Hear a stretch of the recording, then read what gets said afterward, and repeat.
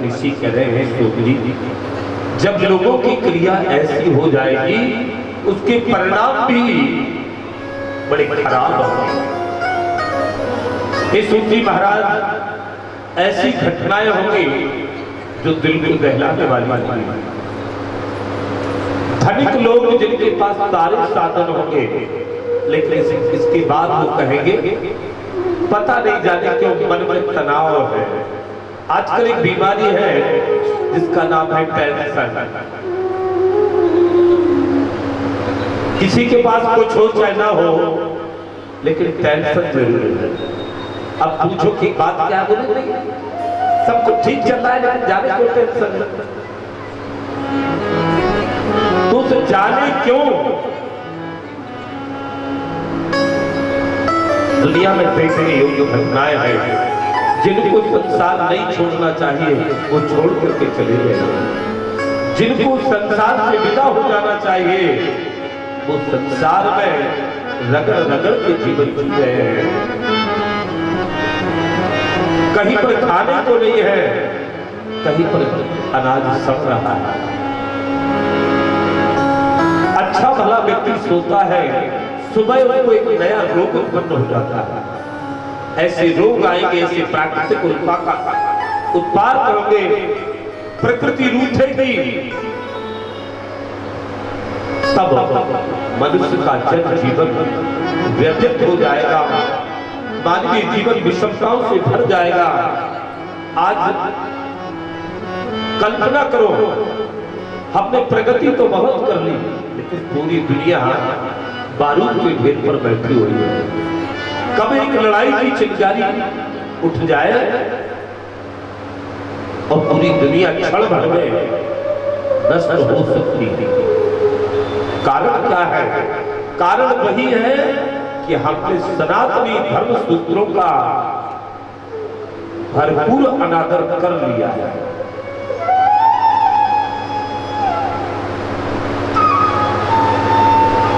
तो शौनकादिक ऋषियों को ये चिंता है कि फिर इन मनुष्यों का क्या होगा।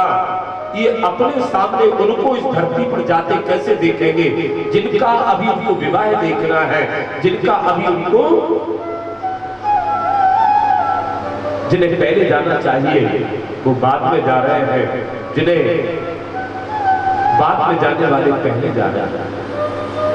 उस समय ये मनुष्य पीड़ित होंगे तो इनकी पीड़ा का उपाय क्या होगा, कैसे उन पीड़ाओं से बचेंगे। शिव महापुराण में केवल हमारी समस्याओं का निराकरण है, लेकिन टोटकों से नहीं है। शिव महापुराण कठिन विषय है, समझना पड़ता है। समझिए, ऋषि कहते हैं इति चिंता कुलम चित्तम जायते सततम हिना करूपकार सत्रसोदास्ति धर्मो पराधर्म। शांतादि ऋषि कहते हैं ईश्वर हम लोगों को यही चिंता सता रही है। तब सूत जी ने उन शौनकादि ऋषियों का धन्यवाद किया, आप लोग साधुवाद के पात्र हैं, क्योंकि ये प्रश्न केवल आपका नहीं है, अपितु पूरी धरती के वासियों का है। और इसीलिए कथा के आयोजन का महत्व बढ़ जाता है। वो केवल अपना कल्याण नहीं कर रहा है, अपने साथ साथ समाज का भी कल्याण कर रहा है। इसलिए साधुवाद और धन्यवाद देने का कथाओं में प्रचलन है। श्री सूत जी जवाब देते हैं, क्या कहते हैं? साधु प्रश्नम साधवो त्रैलोक्यो हितकारकं गुरु विस्मृता भवति स्नेहा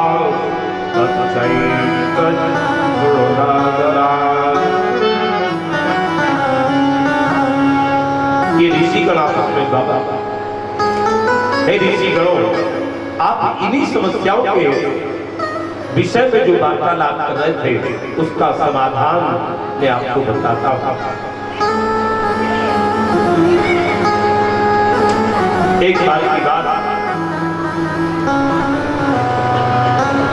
सूत जी कहते हैं, एक बार की बात है, अनेक ऋषि इन्हीं प्रश्नोत्तरों के बीच में आपस में वाद विवाद कर रहे थे। जब कोई समाधान नहीं निकला तब वो सभी ऋषि ब्रह्मा जी के पास पहुंचे और बोले, कहा पुराण सर्व तत्त्वविद्या पुराण परता परहा। हे ब्रह्मा जी, ये बताओ, हम दुखित प्राणी, संसार के पीड़ित प्राणी अपने दुख के निवारण का कर्ता किसे माने?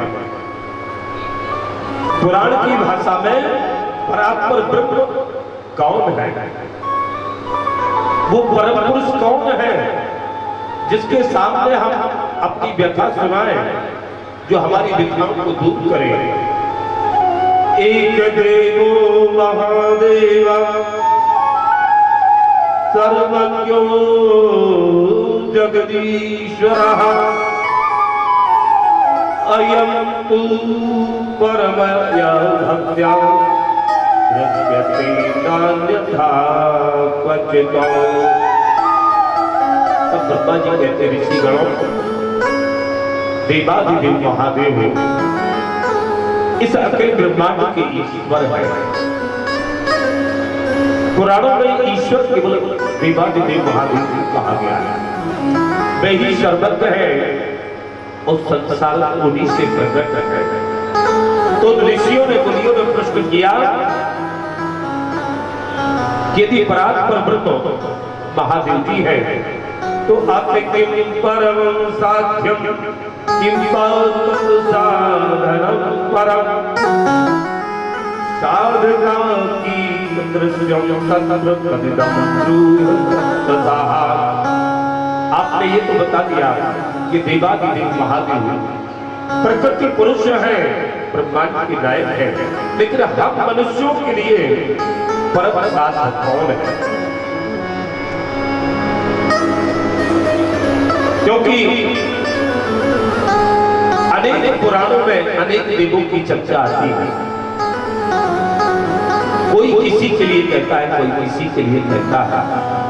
तो हम लोगों के लिए जो समस्याएं बताई, इन समस्याओं से निपटने के लिए हमारा परम साध्य देवता कौन है और उस परम साध्य का साधन क्या है, और साधन करने के लिए, परम साध्य की साधना करने के लिए साधक को अर्थात भक्त को कैसा होना चाहिए। अच्छा, बात समझ में आ रही है आप लोगों को? नहीं आ रही है? नारायण शांत्यं साध्यं शिवपद प्रवृत्ति साधनं तस्य सेवनं साधकस्तत्सादार्यो नित्यादि फलनिष्ठः। तब ब्रह्मा जी कहते हैं ऋषिगण इन समस्याओं के निवारण के लिए और परम पद प्राप्त करने के लिए शिव पद, शिव तन्मे मनः शिव संकल्प वस्तु, हमारा जीवन कल्याणकारी संकल्पों से युक्त हो जाए, इसके लिए हमें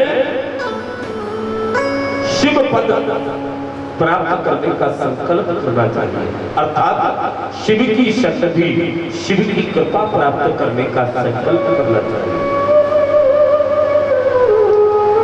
साधन क्या होगा?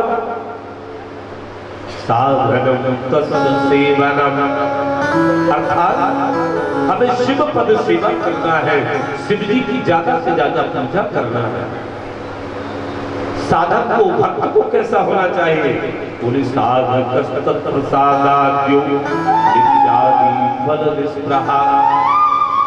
संसार की वस्तुओं की कामनाओं का परित्याग करते हुए हमें शिव के वैराग्य का अनुसरण करना चाहिए। देखो शिव का वैराग्य कैसा है? क्या शंकर जी घर परिवार छोड़ करके जंगल में चले गए? गए थे? पत्नी के साथ रहते हैं, कैलाश पर्वत पर रहते हैं, उनका भी अपना परिवार है, नातेदार रिश्तेदार भी है, वाहन भी है,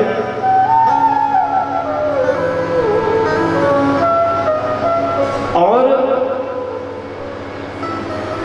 इतने बड़े धनवान हैं कि उनसे बड़ा कोई धनवान नहीं है। उन्होंने अपनी संपत्ति का अधिपति अपने मामूली से गण को बना दिया जिनका नाम कुबेर है। इसीलिए गाया जाता है कि शिव समान दाता नहीं, विपत्ति बिड़ावनहार, लज्जा मोरी राखियो नंदी के असुभार।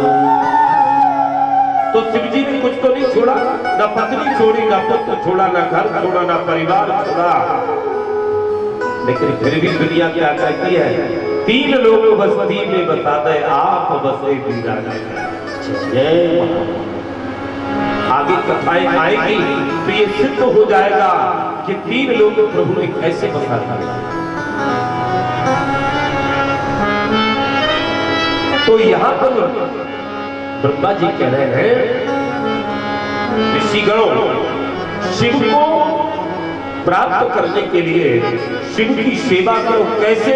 जैसे शिव जी का वैराग्य है उसी तरीके से अपनी जीवनचर्या बनाओ। शिव जैसे ज्ञान पिपासु बनो, हमेशा राम कथा सुनते रहते हैं, हमेशा।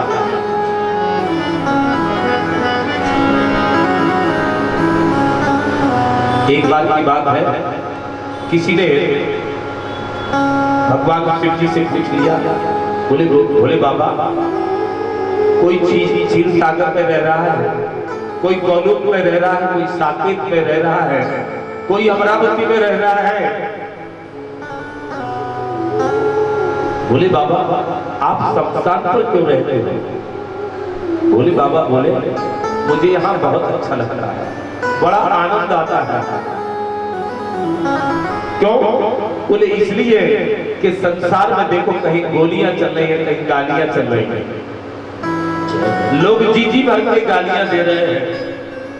बोले लेकिन यहाँ संसार में जो भी आता है, चाहे पापी आए चाहे पुण्यात्मा आए, कोई भी आए, ये कहता आता है कि राम नाम सत्य है।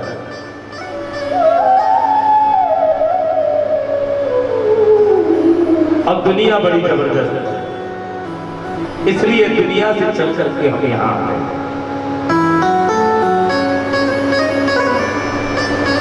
तो ब्रह्मा जी कहते हैं उस वैदिक परंपरा जो भगवान शिव के द्वारा निर्मित है, उसके अनुगामी बनना चाहिए। गुरु मुख होकर के शिव पुराण की कथा को श्रवण करें, कीर्तन करें, मनन करें। और इसके बाद बताए हैं 3 महान साधन। जैसे भागवत में नवधा भक्ति बताई गई है, इसी प्रकार से शिव पुराण में केवल 3 साधन बताए गए हैं। मननम कीदृशं ब्रह्मन् श्रवणं चापि कीदृशं कीर्तनं कथं तस्य कीर्तयितव्यथा यथा। बोले सबसे पहले मनुष्य मननम यस्य, अर्थात शिव का मनन करना आरंभ करें। श्रोत्रेण श्रवणम यस्य, कान से भगवान शिव के चरित्र को श्रवण करें।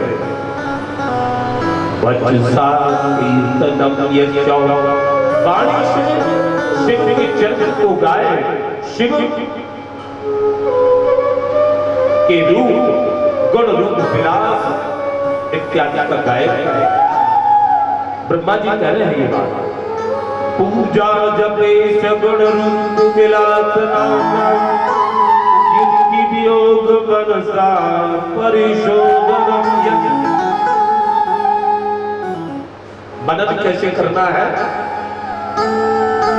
भगवान शिव के गुण रूप लीला विलास जो कथा के माध्यम से सुने, उसको मन में धारण करें, उसका मनन करते रहें। जब भी अपने कार्यों से अवकाश मिले, उसका मनन करिए। श्रवण कैसे करें? बोले शिव जी की लीला विलास, उनके गुण, उनकी कथा को श्रवण करें। और कीर्तन, भगवान शिव के गुण रूप लीला विलास का कीर्तन करें। ये 3 महासाधन है। श्रोत्रेण श्रवणं तस्य वचसा कीर्तनं तथा मनसा मननं तस्य महासाधनोच्यते।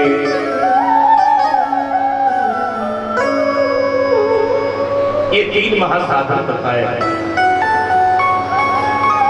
लेकिन ये तीनों साधन, मनन, श्रवण और कीर्तन, परंपरा अनुसार होना चाहिए, अपने हिसाब से नहीं। आजकल लोग कीर्तन करते हैं, लेकिन कैसे करते भाई? जो अपने घर पर कर रहे हैं, जो अपने जीवन में कर रहे हैं, उसी जीवन से भोले बाबा को जोड़ देते, उसी जीवन से ठाकुर जी को जोड़ देते। क्या गाते हैं? एक सज्जन ने गाया, धूप मटके भोला धूप मटके। क्यों? क्योंकि वो भी अपने जीवन में मटक रहे हैं। एक भजन बड़ा चर्चित है, बोले मचल गए पीबे को, बोला नहीं माने नहीं माने।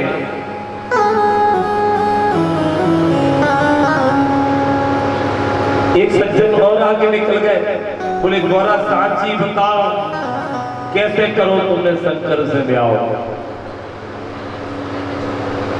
मतलब जो आप जीवन में कर रहे हो वो परम पुरुष के लिए उन शब्दों का प्रयोग कर रहे हो, ये कीर्तन नहीं है। ये तो आप अपनी तरफ खींचने का प्रयास कर रहे हैं कि नहीं भोले बाबा हम तुम्हारी नहीं मानेंगे, तुम्हें हमारी मानना पड़ेगा।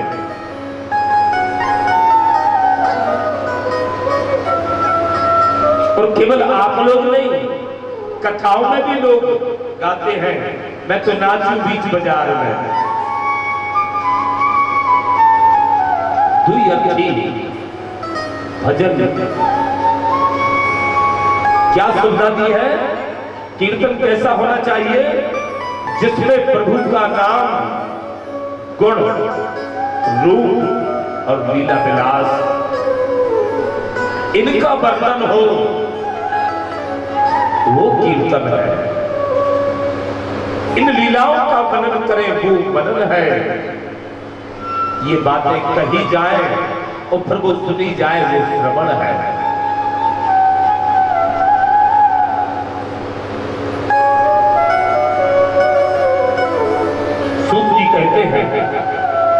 ये महासाधन है। महासाधन को करने वाले को शिव की कृपा प्राप्त हो जाती है। एक प्राचीन इतिहास आप लोगों को सुनाते हैं।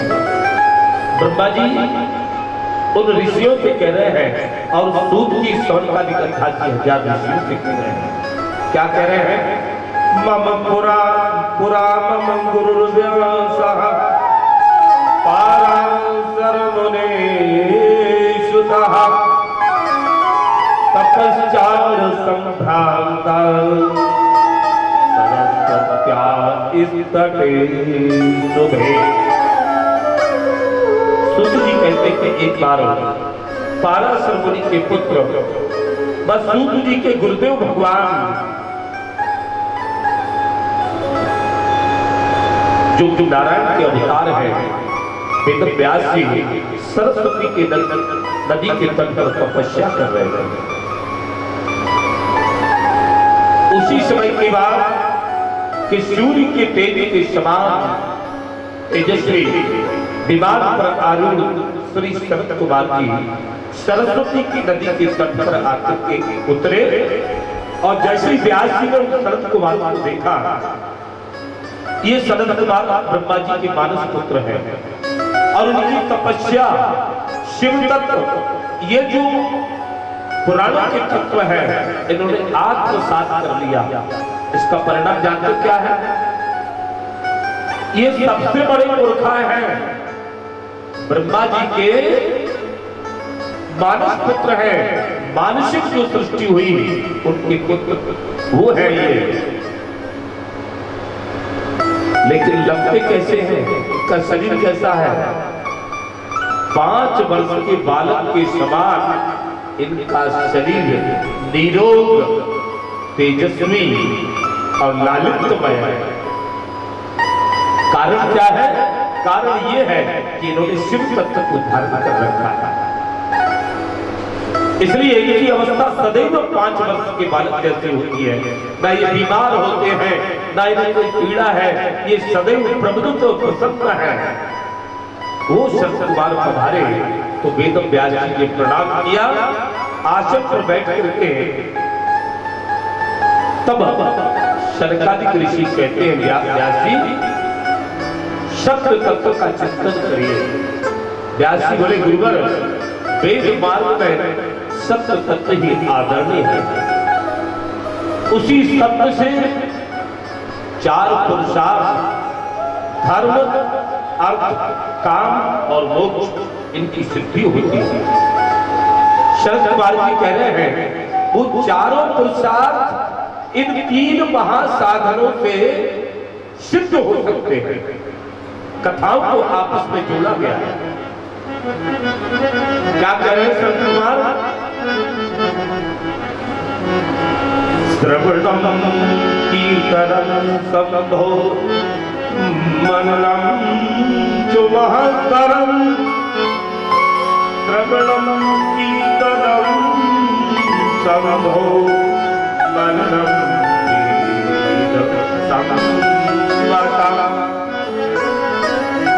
उस शब्द से के माध्यम से इन तीनों महासाधनों को सिद्ध किया जा सकता है। और ये तीनों महासाधन जब सिद्ध हो जाते हैं, मनन कीर्तन श्रवण ये वेद सम्मत साधन है, वही सत्य है और वही शिव है और संसार में सबसे सुंदर है। इसीलिए संसार के लोग कहते हैं सत्यम शिवम सुंदरम। सत्यम शिवम सुंदरम का जो राज है वो यही है, क्या? मनन श्रवण और कीर्तन, ये सत्यम शिवम और सुंदरम है। क्योंकि यही सत्य है, यही श्रवण करने के योग्य है और यही कीर्तन के योग्य है, और तभी हमारा जीवन सुंदर और कल्याणमयी बनेगा। मनन जो प्रथम साधन है ये बड़ा विलक्षण है। आप लोगों ने देखा होगा जप जो होता है, जब आपने देखा होगा महामृत्युंजय वगैरह, वहां ब्राह्मण लोग के मुख से ध्वनि नहीं निकलती है, क्योंकि ये जप है और जप मानसिक होना चाहिए। यदि बातचीत हो गया, वाणी से हो गया, तो वो जप निरर्थक हो जाएगा। इसलिए ब्राह्मण लोग मानसिक जप किया करते हैं। सप्तशती का पाठ होगा तो वो बातचीत होगा, पाठ वाणी से होता है, जब मानसिक होता है। मानसिक पूजा सिद्ध पुरुष किया करते हैं। एक बार की बात है, परम पूज्य भगवत्पाद शंकराचार्य जी महाराज करपात्री जी मानसिक पूजा करते थे। तो जैसे ही वो जागते थे उठ करके बैठ जाते थे और मानसिक पूजा करते थे। हमने अपने नारायण को, हमने अपने शिव को स्नान कराया, वस्त्र पहनाए, चंदन वंदन पुष्प धूप दीप नैवेद्य, ये सब मानसिक रूप से करते थे। एक बार की बात है, और इसमें उन्हें बड़ा सुख मिलता था और इसलिए उन्हें बड़ा सिद्ध पुरुष कहा जाता था। वो सिद्ध पुरुष थे। एक बार की बात कि करपात्री जी महाराज बीमार हो गए। अब जब बीमार हुए, सर्दी का समय था, वहीं पर बैठ गए, नेत्र बंद किए और मानसिक पूजा करने लगे। पास में उनके जो शिष्य थे,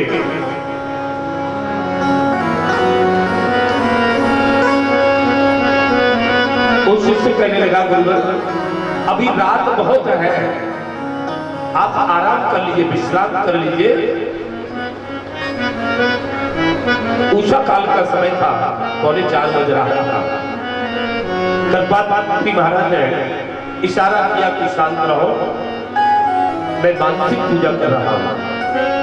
अब शिष्य बहुत चाहता था, बोले गुरुवर आप 2-3 दिन से बीमार हैं।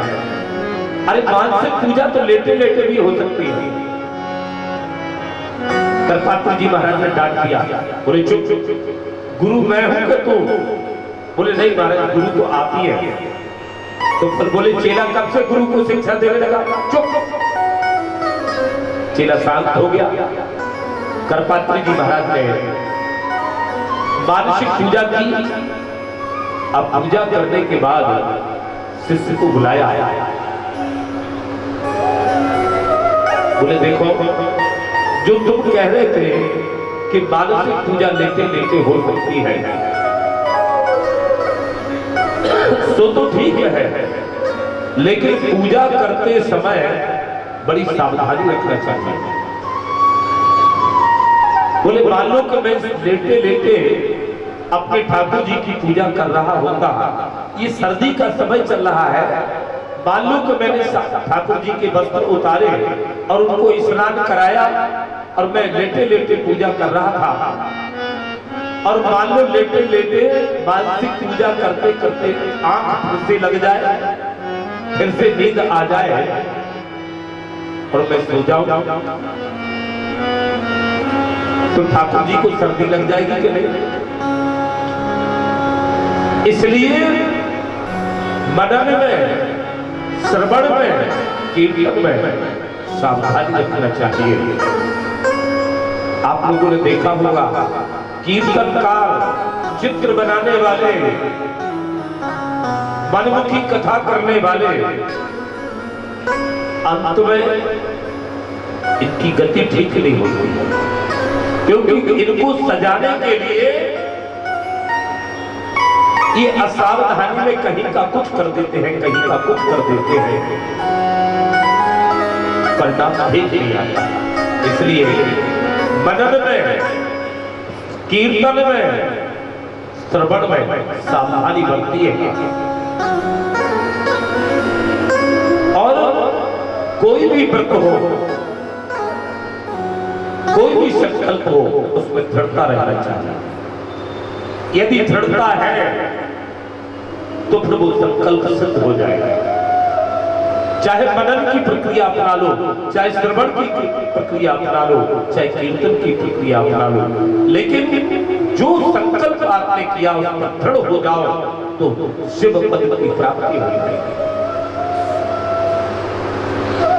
एक बहेलिये की कथा आती है कि वो बहेलिये ने कथा में सुना कि महादेव जी को चिता भस्म अत्यंत प्रिय है, तो उसने कहा कि मैं पढ़ा लिखा तो हूं नहीं, रोज शमशान पर जाऊंगा। ये उज्जैन की कथा है, उज्जैन की घटना है। मैं प्रतिदिन शमशान पर जाकर के चिता की भस्म लेकर के आऊंगा, भगवान शिव पर चढ़ाऊंगा, इससे भोले बाबा प्रसन्न हो जाएंगे। ये उसका नियम बरसों चलता रहा, बरसों। बरसात का समय था। एक बार की बात, प्रातः काल से ही ऐसी पानी की झड़ी लगी, ऐसी पानी की झड़ी लगी कि चारों तरफ पानी ही पानी था। उज्जैन में बहुत बड़े शमशान घाट है, उसने पूरे शमशान घाटों पर चक्कर लगाया। उस समय 3 साइड में हुआ नहीं करते थे, खुले में संस्कार हुआ करते थे। सालों में धूप आया, कहीं भी चिता भस्म नहीं मिली।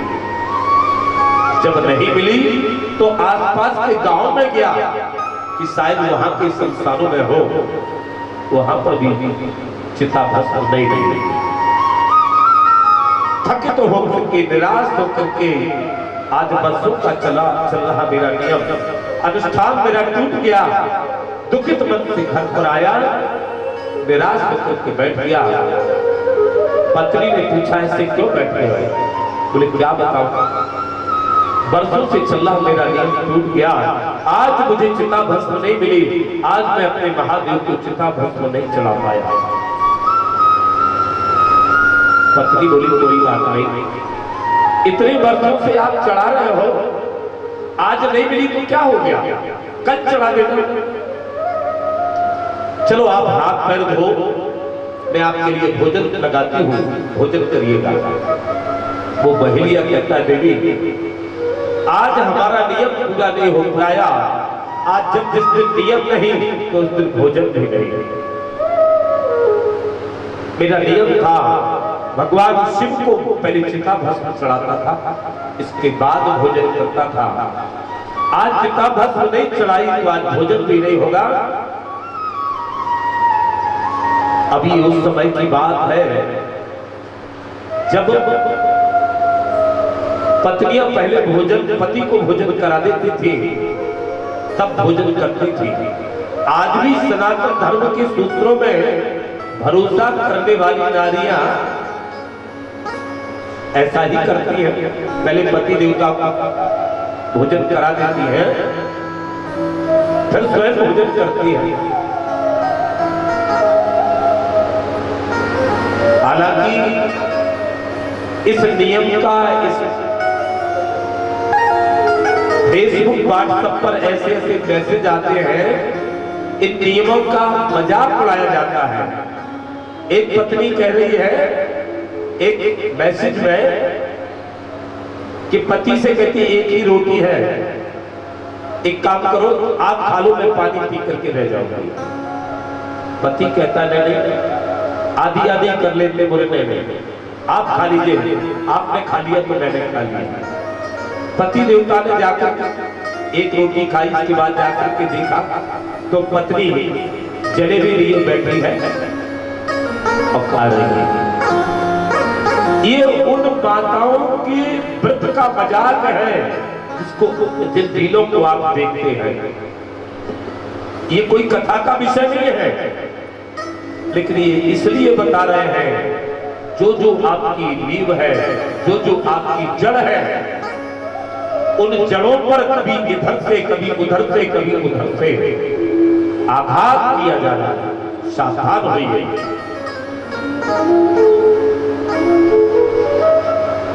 तो पत्नी ने जब सुना कि मेरे पति देव भोजन नहीं करेंगे,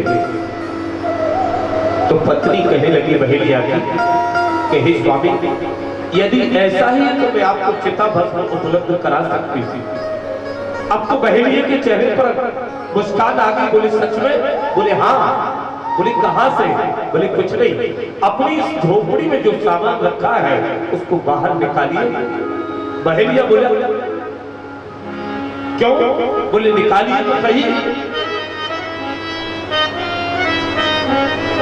बहेली ने झोपड़ी का सारा सामान बाहर निकाला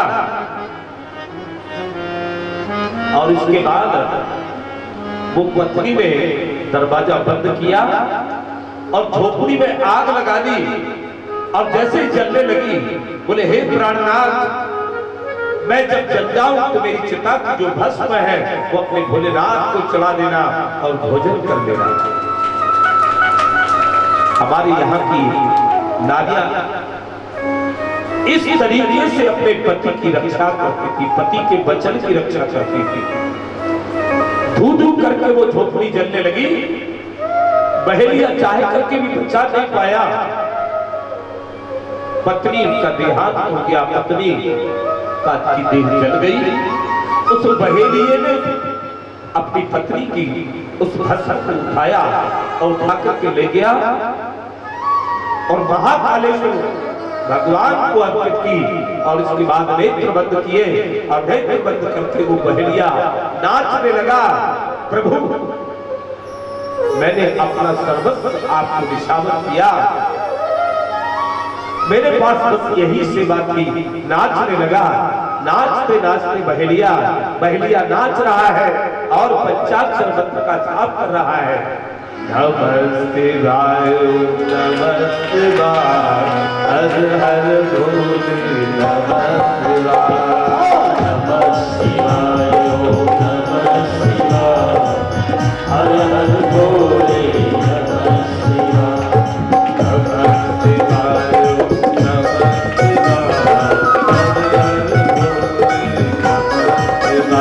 नमस्ते वाय नमस्ते वाय हर हर भोले नमस्ते वाय नमस्ते वाय नमस्ते वाय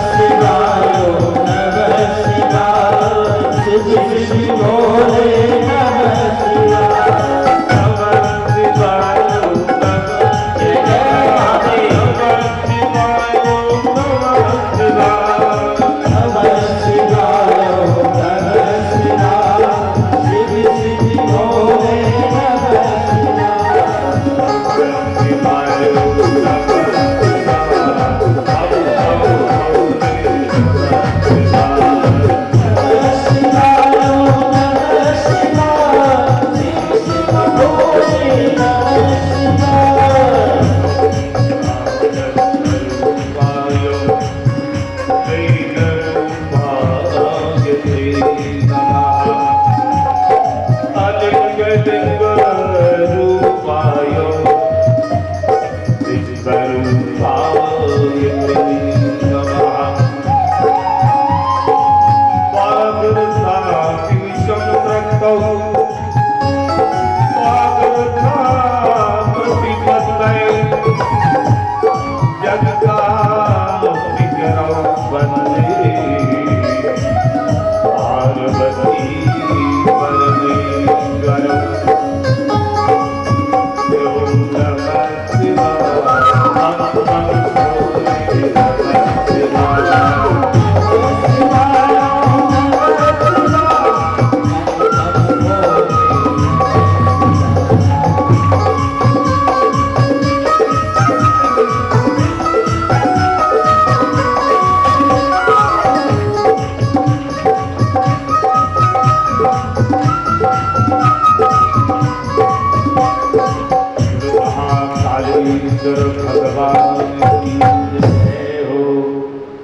बहेलिया नाच रहा है और नाचते नाचते उसको पायल के घुंघरू की आवाज आने लगी। बहेलिया को तो ये पता है कि मेरी पत्नी अपने शरीर का विसर्जन कर मुझे अपने शरीर की भस्म देकर के भगवान भोलेनाथ को अर्पण करने के लिए भेजी है। पर मेरे साथ ये कौन नाच रहा है? जैसे ही देखा, जैसे बहेलिया ने आंख खोली तो उसकी पत्नी उसके साथ नाच रही थी। बहेलिया दंग रह गया, बोले देवी तुमने तो अपने शरीर को जला दिया था, फिर तुम जली हुई सुरक्षित कैसे हो गई? वो पत्नी कहती है, बहेलिया की पत्नी कहती कि राज, जिसके लिए मैंने अपने शरीर को जलाया था उसी ने मुझको बचा लिया।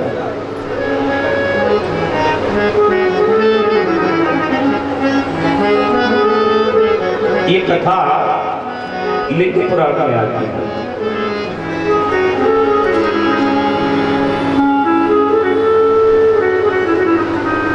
तो जो तीन महासाधन बताए हैं, मनसामनम यस्य, स्तोत्रेण श्रवणस्य यस्य, कीर्तनम वचसा यस्य।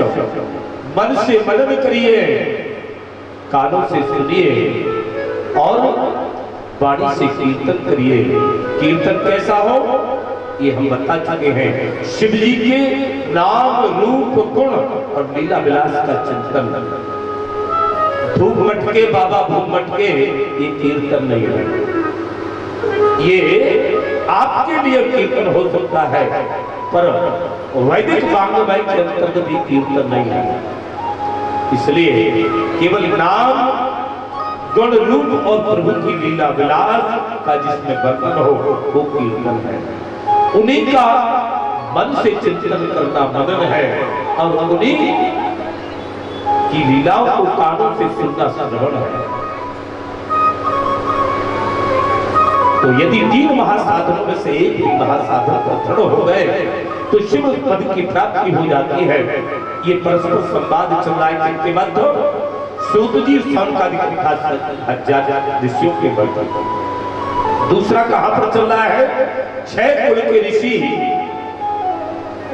और सनत कुमारों के वर्तन।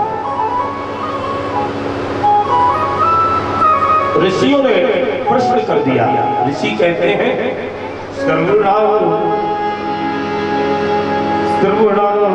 पितृकेयसत्ता किं कृत्वा मुच्यते जनः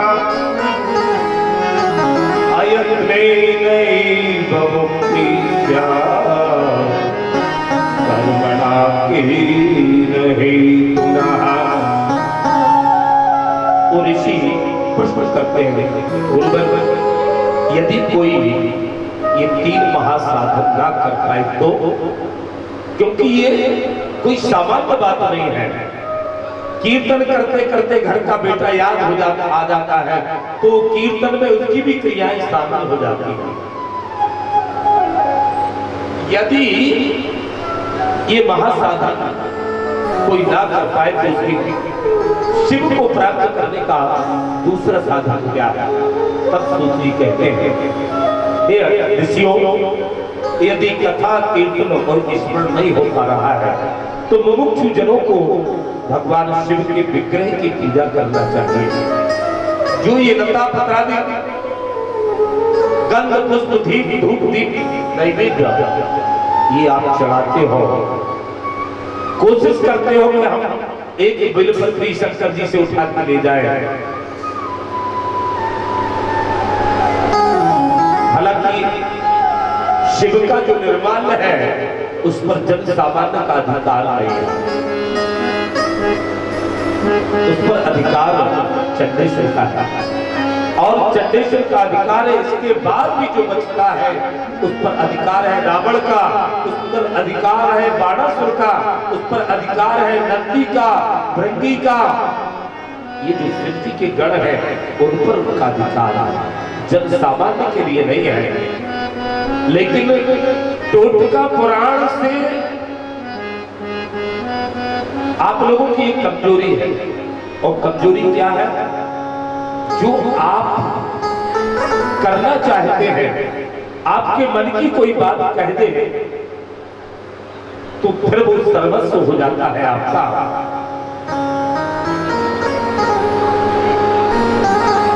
तो ये जो महासाधन है, ये जो अभी हमने बताया कि पत्र पुष्प चढ़ाना जो है ये सामान्य क्रिया है। प्रथम क्रिया तो यही है, और उसके बाद बताए हैं नारायण।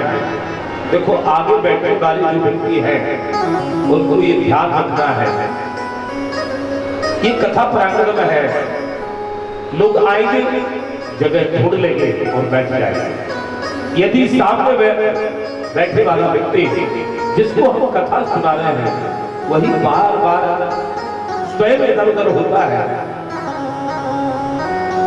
तो कथा बाधित होती है। इसलिए ध्यान रखना चाहिए, आगे बैठने वाले लोगों की बड़ी जिम्मेदारी होती है। नारायण। तो यदि कथा कीर्तन मनन स्मरण जप इत्यादि में मन नहीं लग रहा है तो फिर भगवान शिवा का पूजन करो। पूजन करने के भी अनेक उपाय हैं। अभी संसार में जो विधि प्रचलित है वो 16 पूजन की विधि प्रचलित है।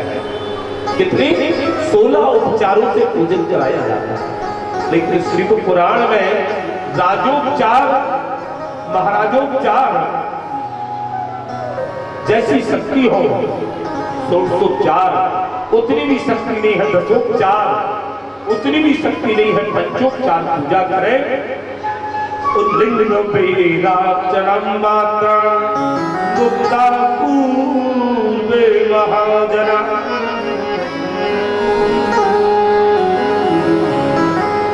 भगवान शिव की पूजा जितने अपनी सामर्थ्य हो उतने सामर्थ्य के अनुसार उतने उपचारों से पूजा करें। और इसके बाद मुनियों ने एक बड़ा विलक्षण प्रश्न किया। क्या कहा? मुनि कहते हैं गुरुवर, वेद मात्रे तु सर्वत्रम पूज्यन्ते देवतागण ऋग्वेदे च सर्वत्र कथं संपूज्यते शिवः। अतः सभी देवताओं का पूजन प्रतिमा में किया जाता है, उनकी मूर्ति में किया जाता है। लेकिन शिव का पूजन उनकी प्रतिमा में भी किया जाता है और शिवलिंग में भी किया जाता है। क्यों किया जाता है ये वृत्तांत का हम सुनना चाहिए। श्री सूत जी कहते हैं, हे ऋषि गणों, केवल भगवान शिव ही एक ऐसे देवता है जिनकी 2 रूपों में पूजा होती है। शिव के अतिरिक्त दुनिया में ऐसा कोई देव नहीं जिसकी पूजा व्यक्त और अव्यक्त दोनों रूपों में की जाती है। ये तो भगवान शिव के 3 स्वरूप हैं। पहला है रुद्र, जो ब्रह्मा जी के भ्रकटू के मध्य से प्रकट हुए, जिनका काम है संहार करना, तिरोधान करना। अब दूसरा है महेश्वर रूप, अब तीसरा है शिव रूप। शिव ज्योति स्वरूप है, निष्कल रूप है, निराकार है, निर्गुण है, जिन्हें हम शिवलिंग के रूप में जानते हैं। महेश्वर जो प्रतिमा में है, और रुद्र, महेश्वर और रुद्र साकार रूप में। अंतर कुछ भी नहीं है, अंतर केवल इतना है जैसे पानी को हम और आपने देखा है, पानी और पानी का ही दूसरा रूप हो जाता है बर्फ। तो जैसे बर्फ और पानी में जो अंतर है, तात्विक रूप से बर्फ और पानी एक ही है, इसी प्रकार से शिवलिंग, महेश्वर और रुद्र एक ही है, अंतर कुछ भी नहीं है, एक ही तत्व है, शिव तत्व। और एक बात सदैव ध्यान और स्मरणीय है, शिवलिंग कोई इंद्रिय नहीं है, ये जो है ज्योति रूप का चित्र है। संसार में संसार जिससे प्रकाशित हो रहा है, ये ज्योति रूप का चित्र है।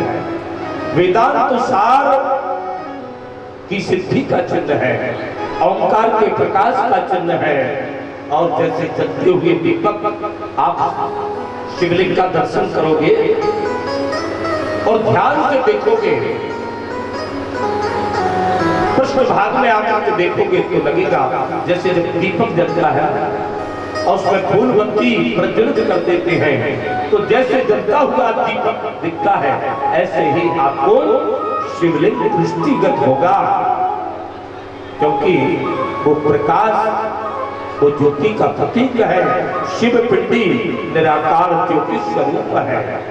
लिंगम चिन्हम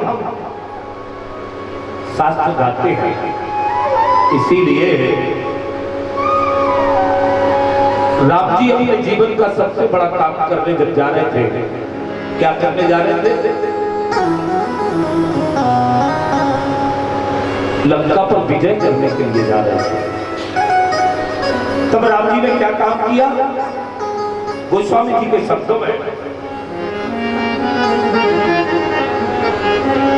लिंग था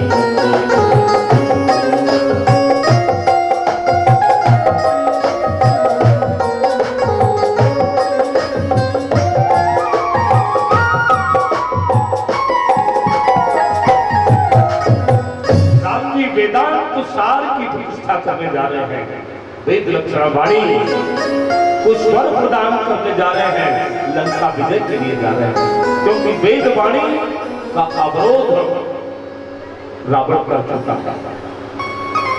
तो इसकी शुरुआत कहां से की राम जी ने? लिंग था विधिवत कर पूजा, और वो आज रामेश्वरम के रूप में जाने जाते हैं।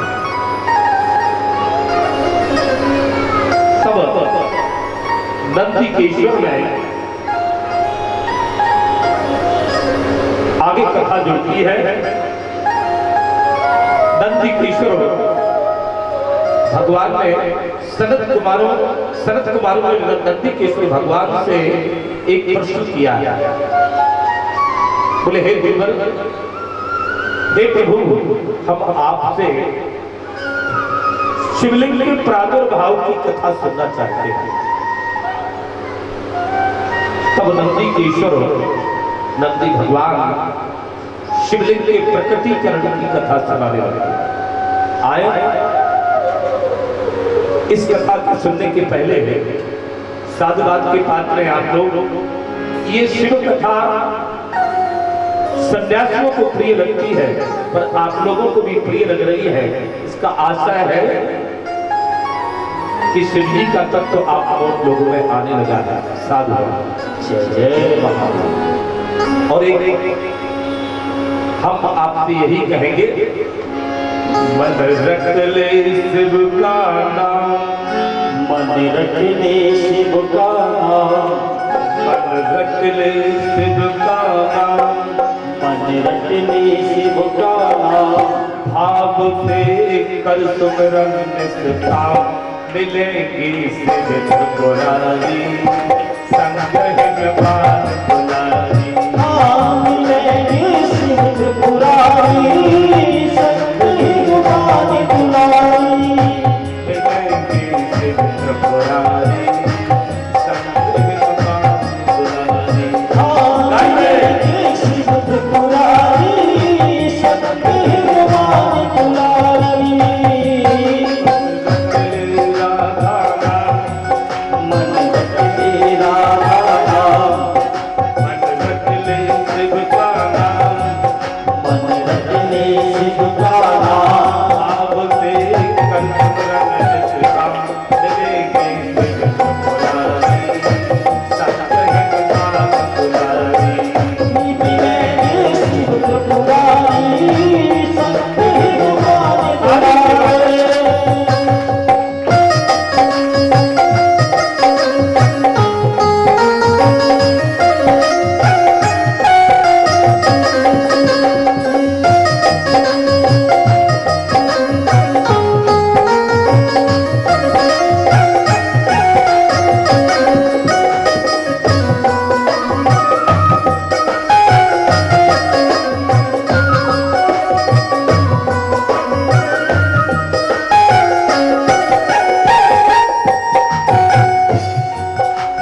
शिव का नाम मंगलहारी, शिव का नाम कल्याणी, परम सुखकारी। परमानंद परम सुखकारी। शिव का नाम मंगलहारी, शिव का नाम कल्याणी, परमानंद परम सुखकारी। परमानंद परम हितकारी। शिव धाम परम सुख धाम, शिव धाम परम सुख धाम, शिव धाम परम सुख धाम। शिव धाम परम सुख धाम। करे ये भव औषधि को काम, मिलेंगे शिव त्रिपुरारी, संग हिमवान दुलारी। मिलेगी शिव त्रिपुरारी, संग हिमवान दुलारी। मिलेंगे शिव त्रिपुरारी, संग हिमवान दुलारी। मिलेगी शिव त्रिपुरारी, संग हिमवान दुलारी। मन रख ले शिव का नाम, मन रख ले शिव का नाम। भाव से कर सुमरन निष्ठा, मिलेंगे शिव त्रिपुरारी, जय जय महादेव। दुलारी। संग हिमवान दुलारी, मिलेगी शिव त्रिपुरारी, संग हिमवान दुलारी।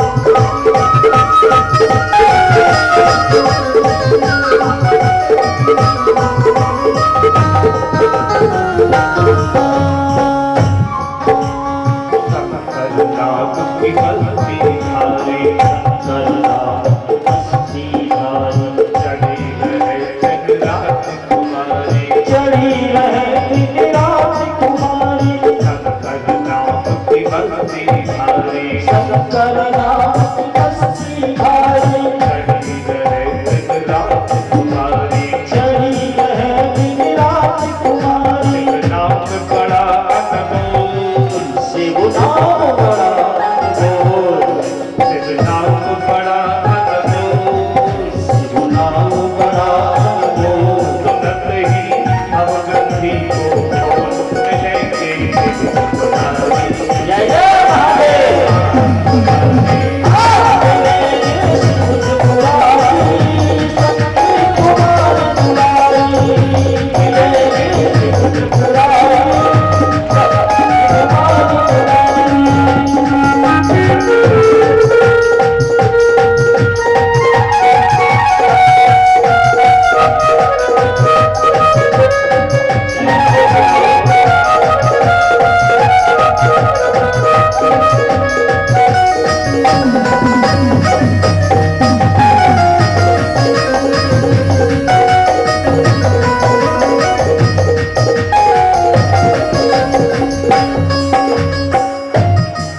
गाया गया है संकरोति कल्याण।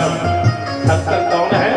कल्याणकारी, मंगलकारी। इसलिए गाया है बड़ा मंगलमय नाम है शंकर बड़ा मंगल नाम है शंकर बड़ा मंगलमय नाम है शंकर बड़ा मंगलमय नाम है शंकर शंकर शंकर बोले सब जन शंकर शंकर बोले सब जन शंकर शंकर बोले सब जन शंकर शंकर बोले सब जन बड़ा मंगलमय नाम है शंकर बड़ा मंगलमय नाम है शंकर शंकर शंकर बोले सब जन शंकर शंकर बोले सब जन तम वेदों का सार ये सब वेदों का सार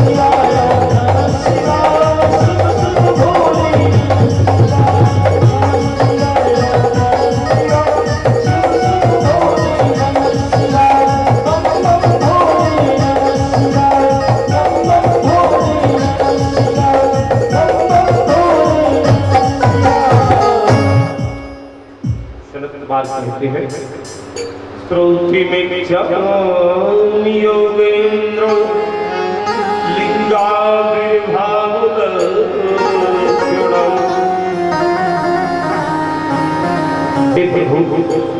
हे नंदी भगवान, अब आपसे शिवलिंग के प्रादुर्भाव की कथा को सुनना चाहते हैं। नंदी किशन कहते हैं,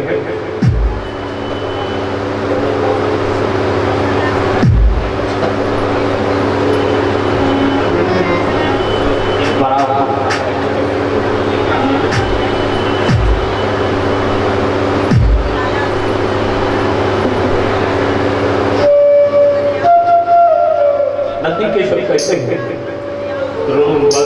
भवत्प्रीत्या वक्ष्यामि परमार्थतः। शिवलिंग की उत्पत्ति को सुनिएगा। नंदकेशवाय पुरा कदाचित् योगीन्द्रं,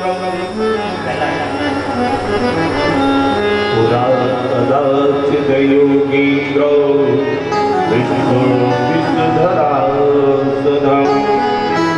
शुशुभावपरया भूत्या स्वामिनैकपिशं वृता। एक बात की बात है, श्रीमद्नारायण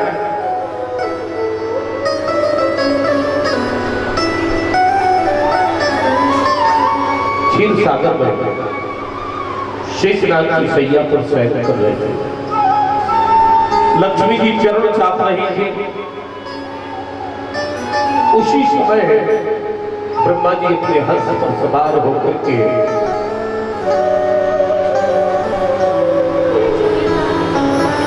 नारायण, क्या यहां से भी कोई खास विषय वहां से आ रहा है? नारायण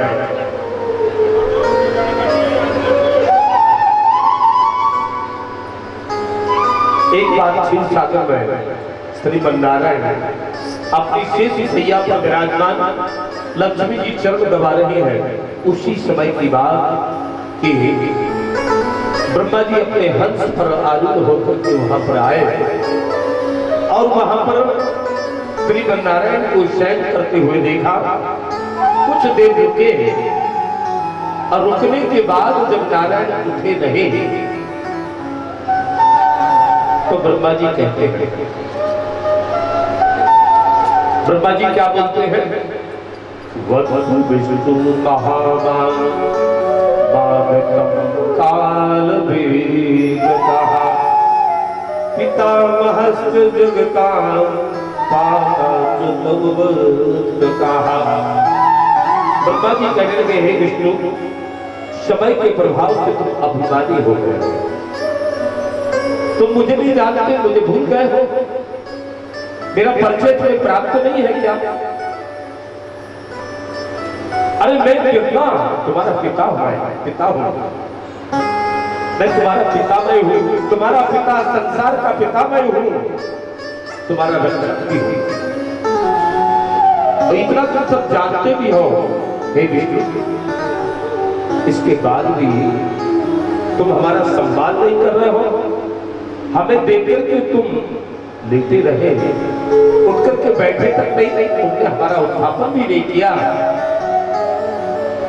श्री विष्णु भगवान ब्रह्मा जी ने ये बात कही, तब श्रीमन्नारायण उसके प्रत्युत्तर में क्या बोले, ध्यान रखना। वत्सतं जगदिदं वच्चो मनसे त्वं नीचोर्वत् मन्नाभिकमला जाता पुत्रत्वं भाससे प्रभा। हे ब्रह्मा जी, आप व्यर्थ प्रलाप कर रहे हो। तुम मेरे नाभि कमल से उत्पन्न हुए हो, इसलिए मेरे पुत्र हो, मेरे पुत्र हो। व्यर्थ प्रलाप करने से क्या लाभ? हे ब्रह्मा, तुम्हें व्यर्थ प्रलाप करते हुए लज्जा नहीं आ रही है? तुम मेरे पुत्र हो, इसलिए मैं सदैव ही तुम्हारा बंदगी हूँ, सम्मानी हूँ। तुम्हें मेरा सदैव पूजन करना चाहिए। ये वाद विवाद बन गया, ये विवाद का विषय बन गया। प्रतिष्ठा का विषय बन गया। ब्रह्मा जी कहते हैं मैं जगत का पिता, मैं तुम्हारा पिता हूं, इसलिए हे विष्णु तुम मेरी पूजा करो। और नारायण कहते हैं हे ब्रह्मा जी तुम मेरी नाभि कमल से उत्पन्न हुए हो, इसलिए मैं तुम्हारा पिता हूं, तुम्हारा पूजनीय हूं। ये दोनों के मध्य में विवाद अपनी अपनी श्रेष्ठता ज्ञापित करने के लिए, अपनी अपनी श्रेष्ठता को प्रतिष्ठित करने के लिए दोनों में पहले तो वाद विवाद हुआ और उसके बाद विवाद चल गया। अब जानते हो ब्रह्मा जी ने ब्रह्मास्त्र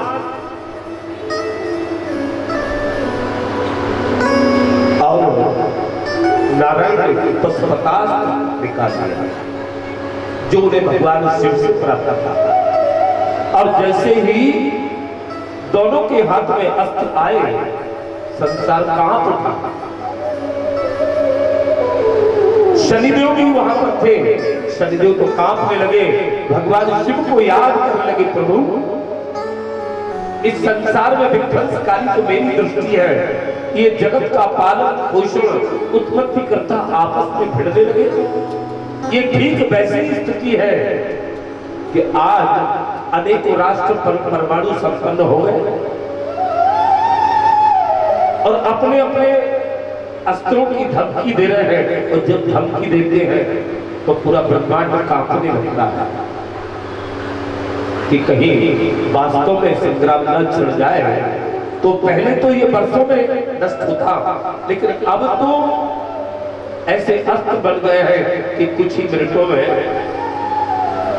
पृथ्वी नष्ट हो जाएगी। ऐसा ही विप्लव उस समय उत्पन्न हुआ, जैसे विप्लव की हम यहाँ कल्पना कर रहे हैं वैसा ही विप्लव वहां उत्पन्न हो गया। ब्रह्मा के हाथ में अस्त्र, विष्णु के हाथ में अस्त्र, देवता भयभीत हो गए और भागकर के पहुंचे कहां? कैलाश पर्वत पर। कैलाश कौन? कैलाश पर्वत की परिभाषा क्या है कि जलोलासो नृत्यम यस्व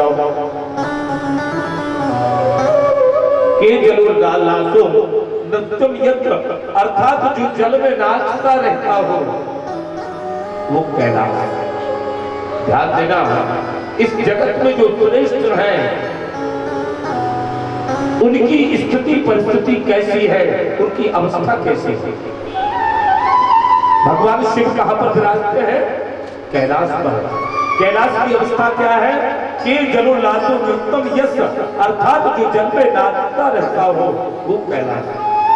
कैलाश की एक परिभाषा लिंग पुराण में भी है, कैलाश एवं कैलाश उच्चते, अर्थात जिसका आभास जल में घूमते हुए हो वो भी कैलाश है। ये भगवान शिव की अवस्था है। और नारायण की अवस्था क्या है आप लोगों को याद नहीं है? जब हमने भागवत सुनाई थी तो बताया था क्या है भगवान की अवस्था?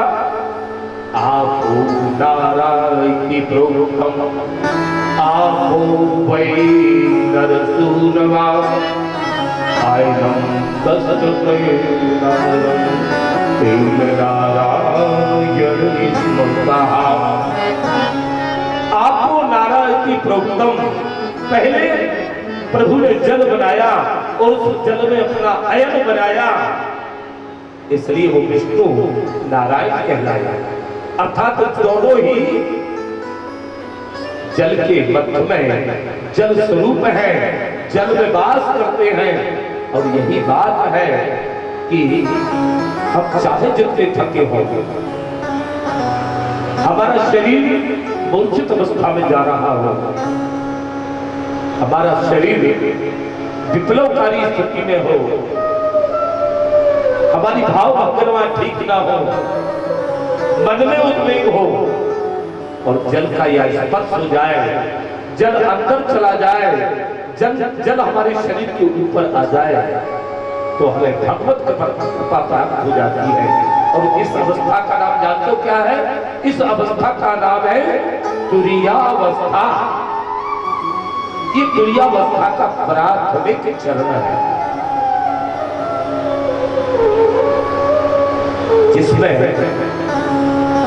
केवल आनंद ही आनंद की अनुभूति होती है और जिससे परमानंद सिद्ध हो जाता है।